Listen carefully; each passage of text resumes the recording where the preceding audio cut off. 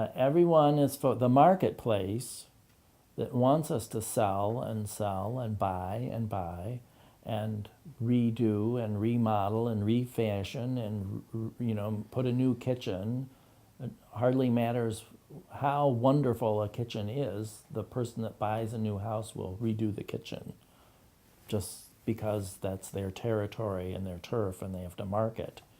So but we are all excited to make a 15% or 5% return on our investment when we buy a house. And then we forget, and nobody mentions that it costs 20% in losses to move. You have to shut down everything. For 6 months or so, you're paying 2 mortgages instead of 1. You have to move. You have to put everything away. You have to build that new kitchen. There's all these costs just to turn off a telephone and turn it on again. Is going. Maybe we don't do that so much and with cell phones, but there are lots and lots and lots of costs that nobody counts.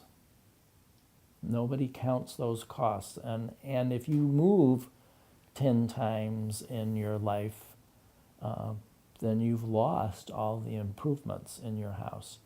If you manage to die in your house after living in it for 20 years, your heirs get all of the investment. They get all of that. So I'm a big fan of the 2-flat as a building model because you can move into the ground floor as a young family and rent out the upstairs and make some money and pay the mortgage.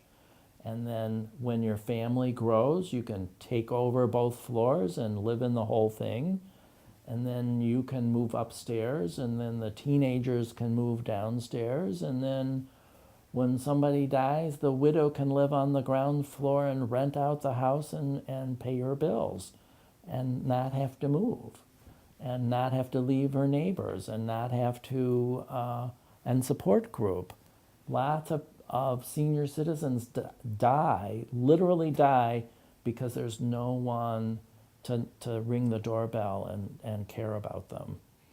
There are many different kinds of values in saving well-built, solid homes from the past. There's just an inherent energy there, and there's also the zen of that, the good vibes that are inherent in it. And there's also the joy of redoing something. If you take the ugly duckling and make it into the swan, everybody's going to pat you on the back and say, "Great job." And you can stand out in front of it and take a picture and make your Christmas card of you in front of your new house. And maybe you could afford to buy a bigger, better house because it was having trouble, and you put your own sweat equity into working it out. I think there was a lot of effort happened in the 70s when Wicker Park was first done, and it was sweat equity, and somehow we've lost that value.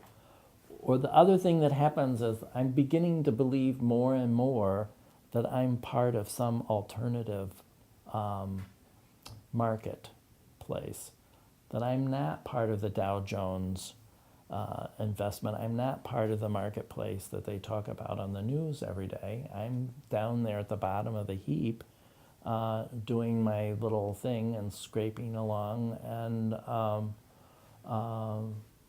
adding my 2 cents to make the world a little better on the physical level, and maybe because it outlasts me. I hope that the things I design and build will in fact outlast me, and so there's an incentive to do that. I think we all like to imagine that we'll live forever, even though we know we won't. So investing again in a house that has already proven itself to last a couple of generations say, well, it's a much better chance that it's going to last the next 3 generations. You can almost always turn that around and go into the future, and you can be part of that future. And many people are willing to say that they don't really own art or a masterpiece. The masterpiece owns them, and they're only caretakers of that masterpiece. I think we need to, maybe it's okay for us to think that way about our buildings and our housing stock as well, that some of them are masterpieces, many of them are not masterpieces, but compared to what we can afford to build today, in a system that a bank is willing to mortgage, means that it will, in fact, outlast what we're willing to build today, because the bank wants to build the least, and because the bank is really speculating. They're not investing in the neighborhood. And that's something that happens when the bank stops being part of the neighborhood and starts becoming a national entity beholden to stockholders. It used to be the bank down the block was Joe Moneybags, but he was part of the neighborhood, and maybe he was deacon of the church, and he had the money and the wherewithal to do things, but he was absolutely part of the neighborhood. And if the farm didn't do well, he didn't do well. And he knew who he could invest in, who he would trust with a mortgage, and who he would not trust with a mortgage. And maybe those were good or bad decisions, but they were decisions made by a real person in a real neighborhood. And now the person that makes the decision about a mortgage is somebody in Amsterdam, literally. And they don't know anything. And they don't even know square footage oftentimes. So they're not interested in a neighborhood or a community. And they're not allowed to redline anymore. That's how they manifested those things in the past. They would just say, oh, well, we won't invest in these neighborhoods. Well, they're supposedly not allowed to do that anymore, supposedly.